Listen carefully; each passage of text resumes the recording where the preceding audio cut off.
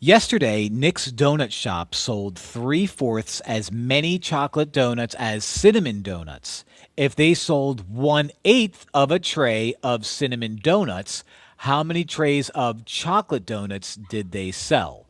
Well, what we need to do is 1/4 as many chocolate as cinnamon, and 1/8 was cinnamon. We need to multiply 3/4 times 1/8. So whenever multiplying fractions, we multiply straight across the numerator and straight across the denominator. So 3 times 1 is 3, and 4 times 8 is 32. Now, 3 over 32, what does that mean? Well, that means how many trays of chocolate donuts they sold. So we are going to say 3 over 32 trays of chocolate. Did you say chocolate? Donuts.